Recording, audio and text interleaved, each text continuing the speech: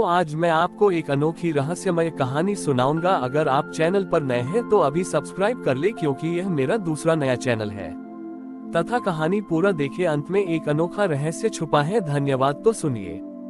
बहुत समय पहले की बात है। एक अत्यंत सुंदर और समृद्ध नगर था जिसका नाम सुखधाम था। सुखधाम के लोगों के पास सब कुछ था, उपजाऊ जमीन, स्वच्छ जल और प्रचुर धन। उन्हें अपनी मेहनत का पूरा फल मिलता था, लेकिन वे अपनी किसी भी उपलब्धि से संतुष्ट नहीं थे। उनके जीवन में एक नया असुर, अकृतज्ञ जो कृतज्ञ न हो, ने प्रवेश किया। अकृतज्ञ का काम लोगों की खुशी छीनना नहीं था, बल्कि उनकी स्मृति को बदलना था। वह लोगों को हमेशा केवल जो नहीं मिला है उसी पर ध्यान केंद्रित करवाता था। अकृतज्ञ के प्रभाव में लोगों को ये भूल गया कि उन्हें क्या क्या मिला है। यदि फसल अच्छी हुई तो वे शिकायत करते कि पड़ोसी की फसल और अच्छी क्यों हुई। यदि उन्हें पुत्र की प्राप्ति होती तो वे दुखी होते कि पुत्री क्यों नहीं हुई। यदि उन्हें धन मिलता तो वे सोचते कि ये तो बहुत कम है। धीरे धीरे सुखधाम के लोगों के चेहरे से मुस्कान और धन्यवाद का भाव गायब हो गया। हर तरफ शिकायतों का शोर और असंतोष का अंधकार फैल गया, जबकि वास्तव में उनके पास सब कुछ था। देवता चिंतित हुए। उन्होंने देखा कि यह एक ऐसा शत्रु है जिसे न तो अस्त्र से मारा जा सकता है और न ही ज्ञान से, क्योंकि यह मानव हृदय की कृतज्ञता की भावना पर हमला कर रहा था। तब माँ दुर्गा ने अवतार लिया। वह एक बालिका के रूप में आई, जिसके हाथों में कोई अस्त्र नहीं था, बल्कि एक साधारण थाली थी जिसमें केवल एक सूखा पत्ता और एक बूंद जल था। माँ दुर्गा सुखधाम के सबसे बड़े बाजार में गईं, जहाँ लोग सबसे अधिक शिकायतें कर रहे थे। अकृतज्ञ ने माँ को देखकर घमंड से कहा, ओह देवी, तुम यहाँ क्या करने आए हो? मेरे राज्य में सब कुछ है, असंतोष और शिकायतें। मैं तुम्हें अपनी शक्ति से हराऊंगा, जो लोगों के मन में और अधिक पाने की लालसा पैदा करती है। माँ दुर्गा ने मुस्कुराकर अपनी थाली आगे बढ़ाई और एक अमीर व्यापारी से पूछा, क्या आप मुझे ये सूखा पत्ता और यह एक बूंद जल खरीद कर देंगे? उद्धरण चिन्ह। व्यापारी ने घृणा से कहा, यह क्या मूर्खता है? मेरे पास सोने और चांदी के ढेर हैं। मैं क्यों ये बेकार चीजें खरीदूं? माँ दुर्गा ने तब अपनी दिव्यता प्रकट की, पर उनके हाथ में वही पत्ता और जल रहा।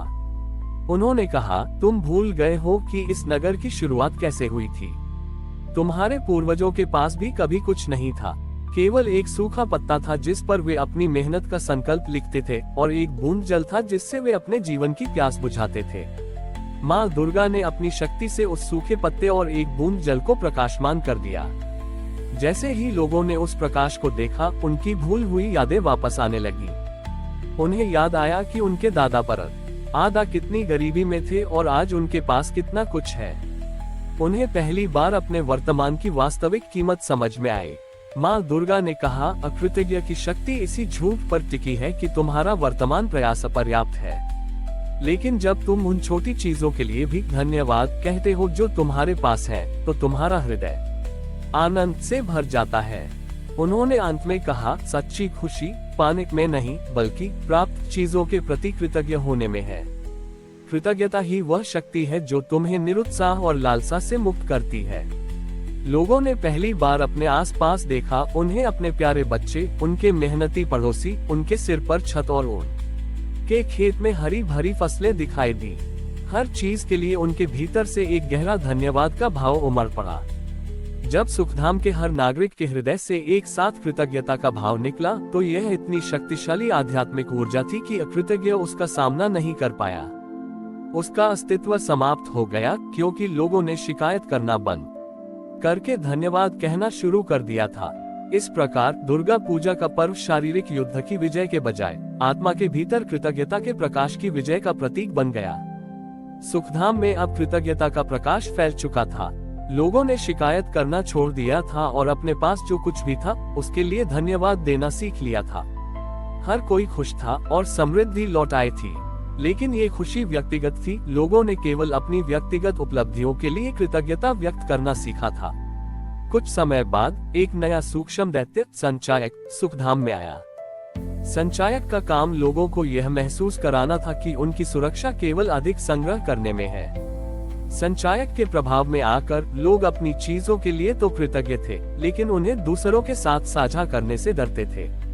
तारांकन किसान अच्छी फसल के लिए धन्यवाद देते थे, पर उन्होंने अतिरिक्त अनाज को गरीबों या जरूरतमंदों को देने के बजाय गोदामों में छिपाना शुरू कर दिया। तारांकन व्यापारी अपने मुनाफे के लिए कृतज्ञ थे, पर उन्होंने वस्तुओं को जमा करना शुरू कर दिया ताकि भविष्य में अधिक दाम पर बेच सकें। धीरे धीरे सुखधाम में चीजों की कमी होने लगी, क्योंकि हर कोई केवल जमा कर रहा था, साझा नहीं। नगर में समृद्धि तो थी, लेकिन उपयोग नहीं था। अविश्वास और कंजूसी का माहौल छा गया। लोग ने माँ दुर्गा को केवल अपनी सुरक्षा के लिए पूजना शुरू कर दिया। माँ दुर्गा ने देखा कि कृतज्ञता का बीज तो बो दिया गया है, लेकिन उसे करुणा और उदारता के जल से सींचा नहीं गया है। इस बार माँ दुर्गा एक नृत्यांगना के रूप में प्रकट हुई, जिन्होंने अपने हाथों में एक खाली कटोरा लिया हुआ था। वह बाजार में आई और आनंद का एक नृत्य करना शुरू कर दिया। नृत्य इतना मनमोहक था कि हर कोई रुककर देखने लगा। नृत्य करते करते नृत्यांगना माँ दुर्गा ने अपना खाली कटोरा लोगों की ओर बढ़ाया। उन्होंने कहा, मैंने आपको खुशियाँ बांटने के लिए नृत्य किया है। क्या आप भी अपना थोड़ा सा आनंद इस कटोरे में डाल सकते हैं? उद्धरण चिन्ह। संचायक, जो एक कोने में छिपा था, हंसा। उसने लोगों के मन में कहा, अपने भोजन, अपने धन को बचाओ। ये तुम्हारा है, किसी को मत दो। लोगों ने नृत्यांगना की उपेक्षा की और अपने घरों की ओर मुड़ने लगे। वे अपनी चीजों के लिए तो कृतज्ञ थे, पर उन्हें दूसरों के साथ साझा करने में संकोच कर रहे थे। तभी गांव का सबसे गरीब व्यक्ति, जो नाच देखकर मानसिक रूप से आनंदित हो गया था, उसने दौड़कर अपने पास रखा एक छोटा सा फल नृत्यांगना के कटोरे में डाल दिया।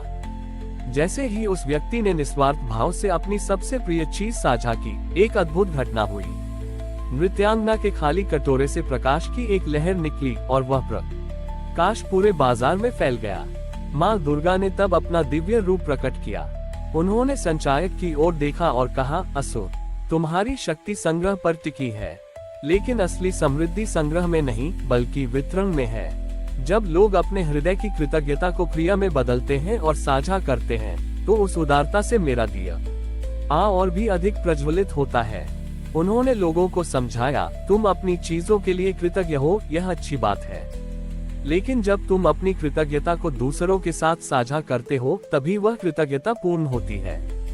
जो केवल जमा करता है, उसका हृदय संकीर्ण हो जाता है, और जो बांटता है, उसका हृदय ब्रह्मांड जितना विशाल हो जाता है। इस घटना के बाद सुखधाम के लोगों ने साझा करना शुरू कर दिया। उन्होंने महसूस किया कि दूसरों की खुशी में शामिल होने से उनकी अपनी खुशी कई गुना बढ़ जाती है। संचायक का अस्तित्व समाप्त हो गया, क्योंकि लोगों ने जमाखोरी छोड़कर उदारता को अपना लिया। इस प्रकार दुर्गा पूजा का पर्व कृतज्ञता के साथ साथ सामूहिक उदारता और साझा करने के आनंद का भी प्रतीक बन गया। हमारी और भी आध्यात्मिक एवं अनोखी कहानियां देखने के लिए हमारे चैनल पर जाएं तथा धार्मिक एवं पौराणिक अनोखी कहानियां हमारे चैनल पर है। कृपया जाके देखें तथा हमारे चैनल को सब्सक्राइब करके रखें और वीडियो लाइक जरूर करें। धन्यवाद।